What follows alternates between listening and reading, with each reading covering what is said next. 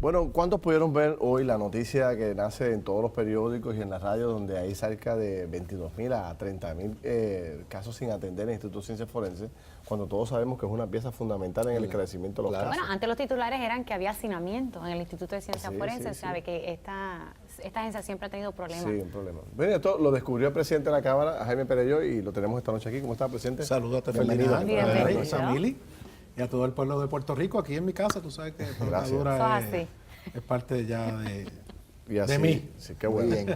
Vas ayer al instituto, no sé con qué propósito, y te encuentras con que hay 22.000 casos. La gente dice, 22.000 casos será como un salón lleno de pendientes o de muertos. Cadáveres. ¿Qué son 22.000 casos sin atender? Explícame esto. ¿Son casos de qué? ¿O son muertos? ¿O son papeles? ¿Cómo es la cosa? Bueno, como sabe el país, nosotros declaramos que esta tercera sesión, la Cámara de Representantes se le va a dedicar a la seguridad pública.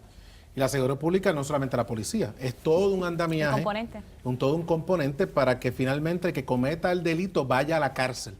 Y el Instituto de Ciencias Forenses es la pieza clave, porque ahí está la evidencia forense que va a utilizar el fiscal para ganarle al abogado de defensa. Y ahí que muchos de los casos se caen. Cuando nosotros llamamos a la directora ejecutiva del Instituto de Ciencias Forenses, llegamos para ver qué estaba pasando allí y si ellos tenían los recursos suficientes, si tenían la tecnología suficiente y si había el andamiaje para atender este asunto. Yo tengo que decir, en primer lugar, que allí trabajan hombres y mujeres de primer orden, que tienen un gran compromiso. Número dos, tenemos unas facilidades de primer orden. O sea, allí la tecnología, la capacidad que tiene ese instituto para investigar estos casos la tiene. El problema es la burocracia gubernamental. En primer lugar, ellos han perdido empleos muy importantes con la Ley 7 y la Ley 70, porque todo el personal clerical, el que hace el trabajo de oficina, fue despedido. Entonces tú tienes a los técnicos de escena, a los técnicos forenses, a los patólogos, haciendo el trabajo investigativo, pero también tienen que ir a hacer los informes, a entrar a coger las llamadas telefónicas, sobrecargados de trabajo.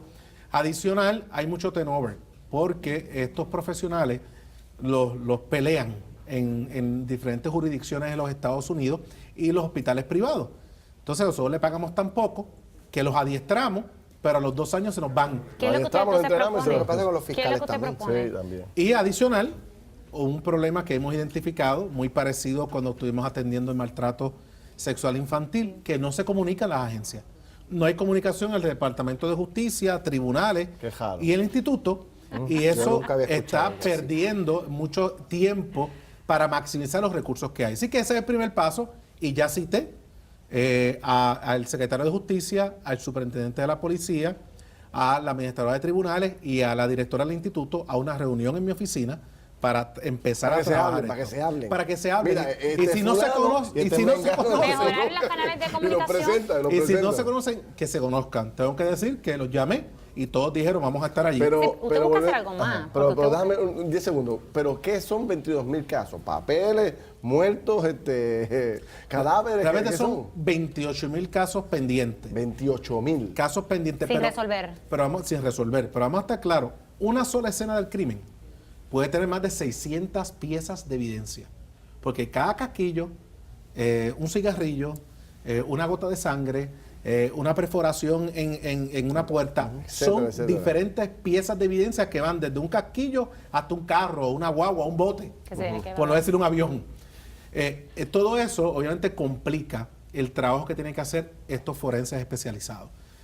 Muchos de estos casos ya han prescrito, lo cual significa que hay personas que cometieron un delito, pero no tienen la agilidad, se salieron por la puerta ancha.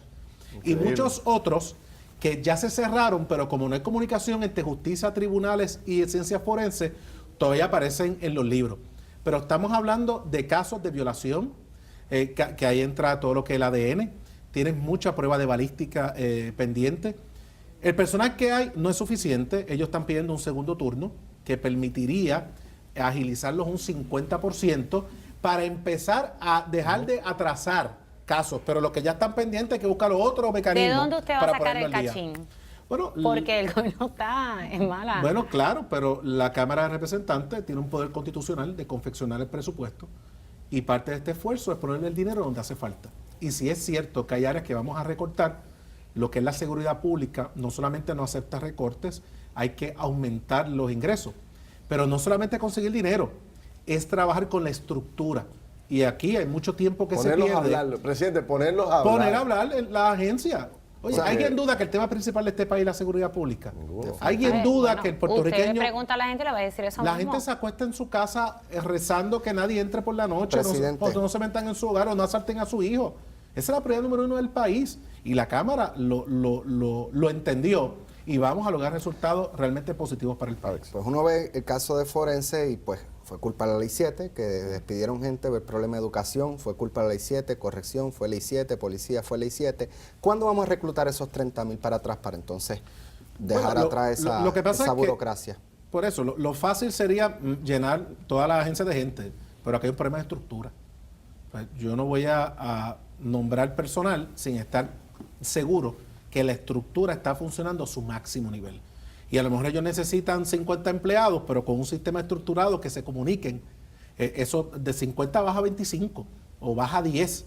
Para que tengas una idea. O sea, que realmente había quizás exceso de empleados en el gobierno. Bueno, en un momento dado podría ser, porque una estructura que seguía creciendo según la necesidad individual, pero cuando tú ves el asunto colectivo y cómo las agencias se pueden ayudar entre ellas, a lo mejor no hacía falta tanta gente y sin mayor eficiencia. Pero para llenar esas posiciones, yo tengo que garantizar que se maximizó al máximo nivel, valga la redundancia, las estructuras que existen en el gobierno y la operación que se comunique. Leí en el periódico que, por ejemplo, eso está bajo una junta que es la que creo que está el Departamento de Justicia. Que nunca se reúne. Y entonces creo que la Junta nunca se ha reunido. Nunca. En los pasados 4 años nunca se ha reunido. En el pasado año nunca se reunió.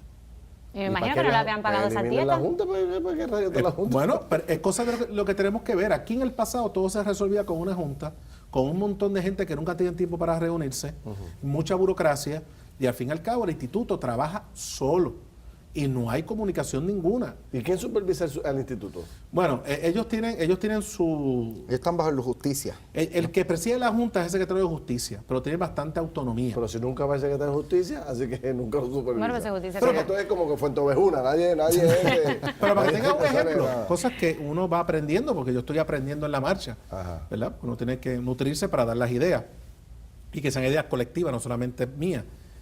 Allí viene el fiscal, que es el que tiene el poder sobre la investigación, y le dice al patólogo que tiene que estar en el tribunal. Y el patólogo le dice, diga, pero más o menos a qué hora. Yo necesito todo el día allí.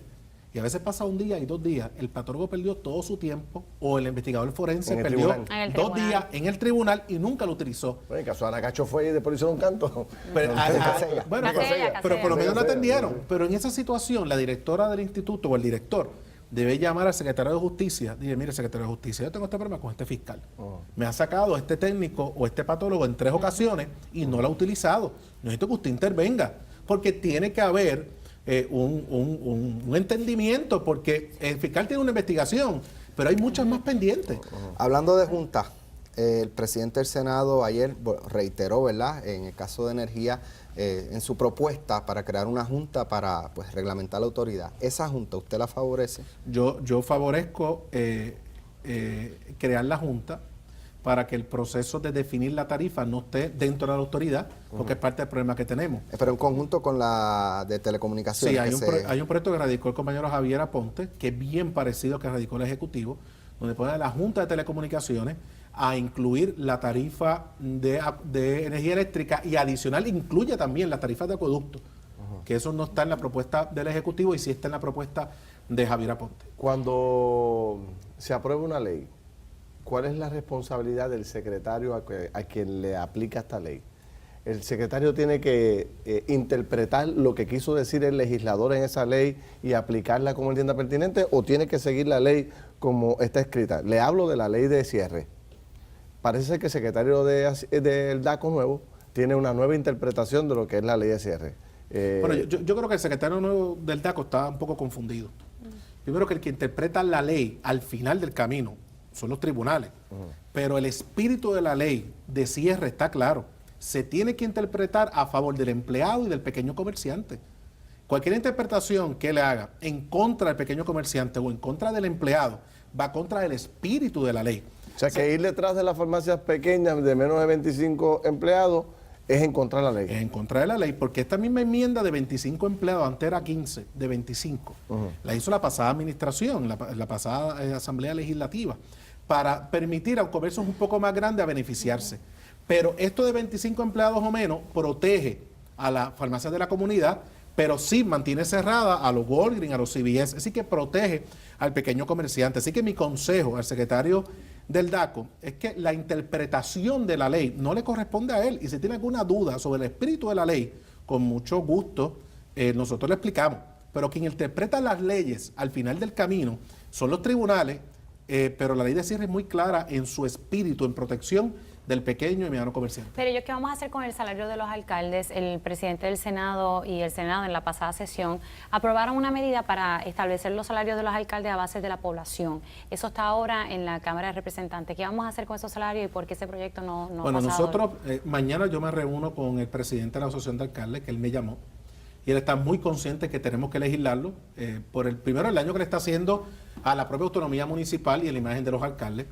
Nosotros tenemos 5 proyectos en Cámara que atienden ese asunto de una manera u otra. Llega el del Senado. El del Senado solo estamos estudiando porque de la manera que está planteado, automáticamente su aprobación, 42 alcaldes reciben un aumento de sueldo.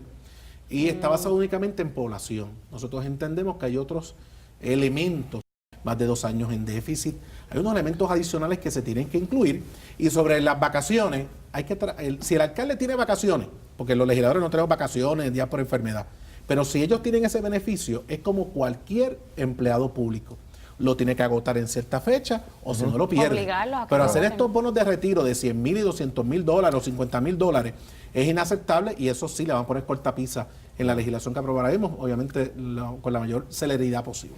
Bueno, presidente, gracias por estar con nosotros. Gracias a usted. Me parece que el tema del Instituto de Ciencias Forenses hay que seguirlo. Yo creo que si usted logra ahí resolver ese problema, porque la verdad es que ¿cómo vamos a ganar la guerra contra el crimen? Si ni siquiera, si la herramienta fundamental para ayudar a la fiscalía y a la policía a resolver problemas. ¿Tú sabes lo peor, Ferdinand y amigos? Que el criminal lo sabe. Saben que la posibilidad de ser enjuiciado cada vez es menor. Imagínate. Y yo le voy a decir al criminal, cuando terminemos esto, usted cometió un delito, usted va preso. Bueno, cuando regresemos.